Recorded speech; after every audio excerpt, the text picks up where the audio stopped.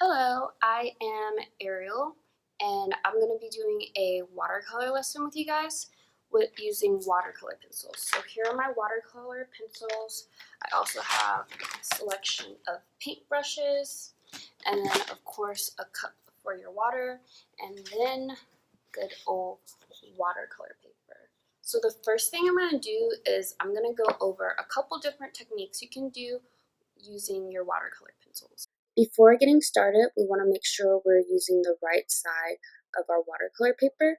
So we want to be drawing / painting on the side that has texture. When you flip it over, you can tell the back side is a little bit smoother. To start off, we're going to look at how the amount of pressure you use with your watercolor pencil affects your value. So I'm going to start off pressing really lightly with my watercolor pencil. And value is just how light or dark a color is. And next I'll do a medium value, so I'm going to press down a little bit harder with my watercolor pencil. And also notice my texture, so be mindful of how you're coloring. Right now I'm going to have a pretty rough texture, and that just means the way something looks like how it will feel. And lastly, I'll do my darkest. So I'm going to be getting a lot of pigment from my watercolor pencil by pressing down really hard. So pigment is just another way to say color. So I'll have my light, medium, and darkest. So as I come in with my water, you'll notice that you can still see a little bit of the texture from where I kind of just, roughly sketched in my little area. It doesn't completely melt away, but I'll show you guys a tip a little later on what you can do if you would like a smoother finish for your watercolors. So this is our lightest value. Now we're going to medium value. I press down a little bit harder, and you can tell the color is a lot darker than previous, and I'm just going back and forth to kind of blend in and get rid of some of those pencil marks. And now I'm going in with the darkest one where I press the hardest, and you can tell this is very dark,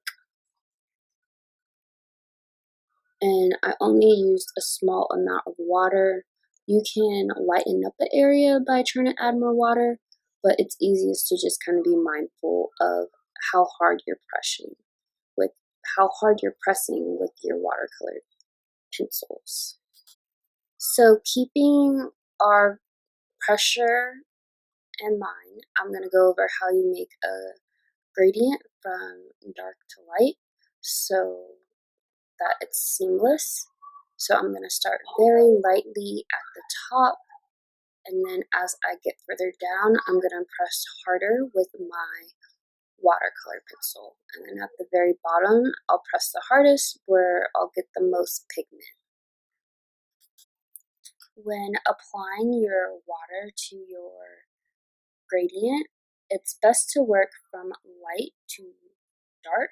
So I'm going to start at the top, and then I'll slowly kind of push my pigment down, and this helps you control the flow of your colors a little bit easier. So that way at the top is where it'll be the lightest. Also, when you first dip your paintbrush in your water, it's going to have, the most concentration of water on it. So that'll help make your light part really light. And then when we bring it down, our dark will be its darkest, and you can just kind of play with it and blend it down to get the effect that you're looking for. Another way you can use watercolor pencils is take your brush, dip it in water, and then go directly to the tip of your watercolor pencil to get the pigment off. Be careful doing this. As you can see, I got a little bit of splatter on my paper, but I don't really mind because this is just my practice paper. But when you do this on your final piece, you might want to do it over your paper towel so you don't get any splatters anywhere. And as you can see, doing this method, will allow your watercolor to go on a lot more smoother, and we don't have any of those scratches from earlier. So if you're looking for a smoother texture or finish, I suggest trying this technique. Another way to get a smoother finish when using your watercolor pencil, if you want to apply directly on your paper first, is to color in small little circles to fill the area. This way it's not as scratchy and your colors will blend and kind of melt together a little bit nicer. Now I'm going to show you how you can blend two colors in together. So like what we did on the right side of our paper, you're going to start using hard pressure, and as you go down, you'll lighten up, and this is where your colors will mix in the middle, so you'll allow your color pencil to overlap with the two different colors that you choose to use. So the middle will be the lightest area for this blend, so that's where I'm going to start with my watercolors, and then I'm just going to try to press up with it to blend my pink, and then I'll go down the opposite direction for my purple. You just kind of have to play with the flow of your water to get the different colors to blend the way you would like them to, but I definitely think it helps starting first in the middle and then pulling the pigment as you need it to be stronger in certain areas. One more technique I like to show you guys is after you have a color that's dried and you want to go in and kind of lighten it up, you can take water to that area, and then you can take a paper towel or a cloth and kind of lift up to make that area lighter. But be careful when doing this, because if you apply too much water, you may put a hole in your paper. But as you can see, it's lightened up this area just a little bit, and it's something you can use in case you go a little too dark.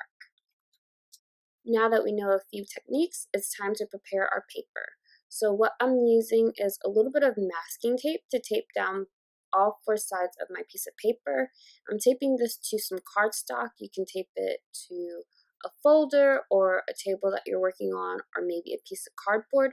And this is going to keep our paper from moving around, and that way our paper will not crumble or move when we add more water to it.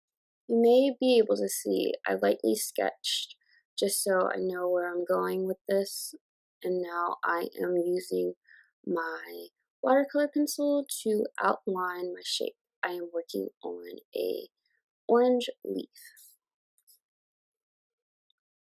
I want the edges of my leaf to be really crisp, so I'm pressing down pretty hard as I outline the shape of it. Now I'm going to work on the details of my leaf, and I'm going to be using my brown watercolor pencil.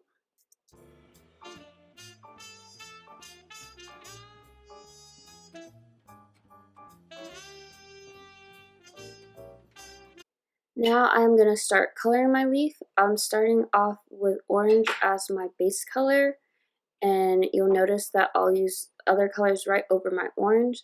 So this way when I go back in with my water with my paintbrush, it'll blend together and I'll have different tones in my piece.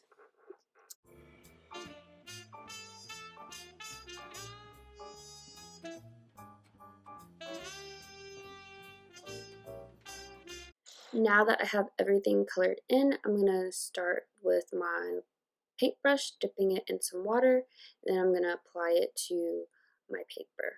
I'm focusing on my lighter colors, and then I'm going to go back over to do my darker colors. So I switched the size of my brush just because I felt like the one I was using was a little too tiny. I'm just going to continue painting my sections of color.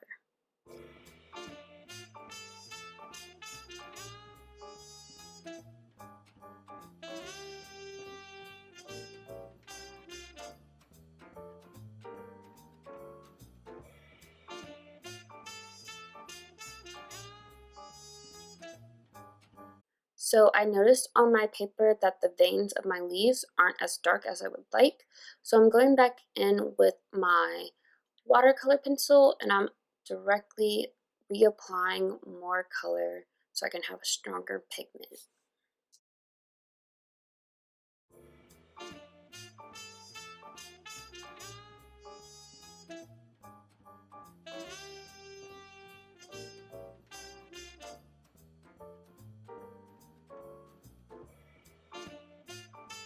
I'm happy with the way my leaf looks.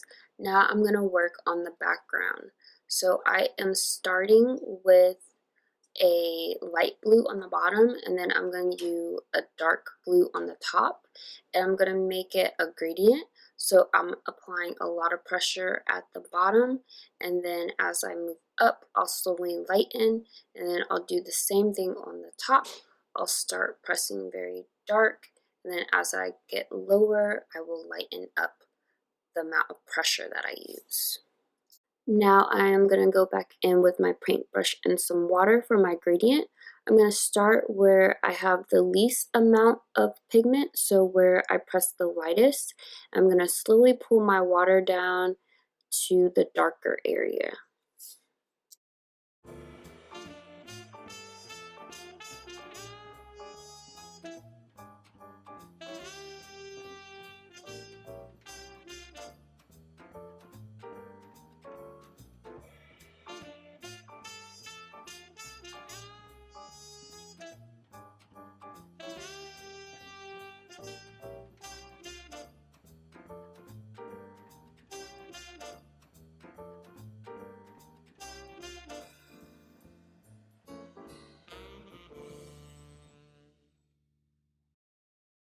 Now I'm going to show you guys a little splatter technique. So what I'm doing is I'm dipping my colored pencil in my water and then I'm going to take my brush and get it loaded with a bunch of pigment.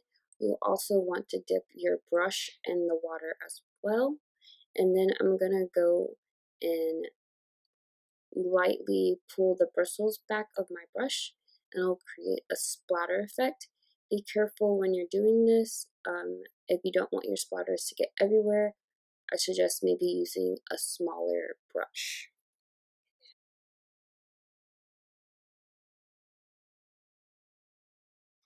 Now I'll show you guys a little bit of me using my watercolor pencils to do a quick little painting.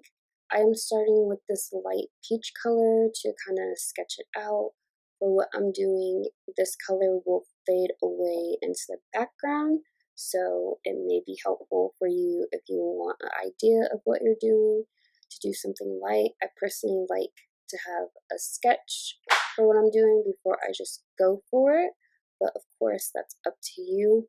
Also, you could be mindful of what colors you want your end piece to be. So this color actually works really well for what I am creating. So now that I'm done sketching, I'm gonna go in with my different colors. And I want my piece to have texture, so I'm just going in with this brown, and I'm not really worried about making those smooth circular colors. And I'm just kind of quickly applying color to the areas that I see best fit. One thing I do really like about using watercolor pencils is that you can blend your colors right on top of each other. So I'll go in with my different colors and just lay it right on top. And then when I go back in with my water to the pigment, it'll just kind of all blend in together. So that's one aspect of watercolor pencils that I think is pretty neat, the ability to just already have your colors mixed and all you have to do is add your water to blend it together. I like using a bunch of different layers with my coloring, so you'll see I'll go over top of it and be mindful again of how hard you're pressing depending on how light or dark you would like that area to be. So in this area, you can really see where I'm blending my colors. So I'm going in with my orange at first, and then I'm gonna come right back on top of that with some yellow. And also be mindful of where you want your shadows to be in your picture. as well, and you can make those darker. If you're worried about your shadows being too dark, remember you can always go light and darken it, which is a lot easier than going too dark and trying to lighten it back up later. So now I'm just going to go in and continue adding the colors to the areas that I want. And like I said, I'm not too worried about this being a super smooth painting. I want more sketchy feel to my drawing.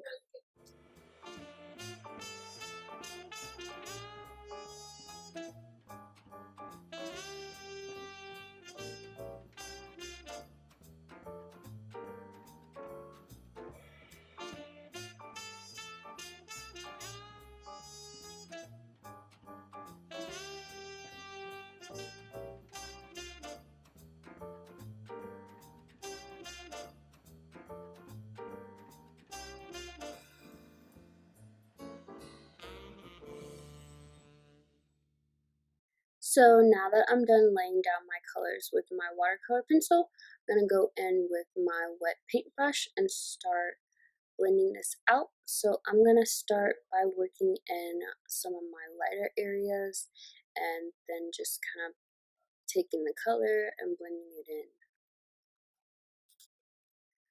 As I mentioned earlier, I layered my colors, so you can see when I go back in with my water, they kind of melt and blend together for a nice effect. I like this area to be a little bit darker, so I'm going to apply some pigment directly from the tip of my brush onto my painting to darken up this area, which was one of the techniques that we went over earlier. I feel like that's not getting the area dark as I want it to, so I'm actually going to go back over directly with my pencil to apply some color. I didn't go over this earlier, but it's another technique that you can use. You can also dip your actual watercolor pencil in water and apply it directly to your painting. My painting wasn't too wet, so I still went back in with my color to kind of smooth and darken that area. But you can see I can just go in, make some areas a little bit darker, then I'll go back in with my water to smooth it out. I'm just doing this to create a little bit more texture and depth in my painting. So I'm going to keep working on my painting and I'll finish off camera and come back and show you guys what the finished project looks like.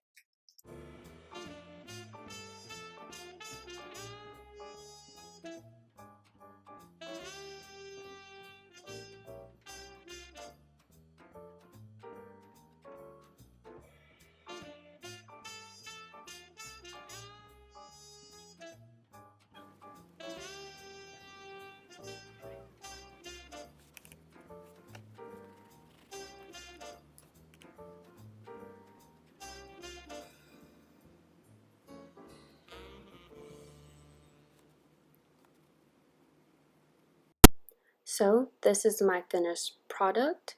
You can tell I used that value where I started really dark at the bottom, and then as I got to the top of my picture, it got lighter from my background, and also I mixed in a little bit of blue there. Just have fun with this project, guys, and be creative and create your own masterpiece.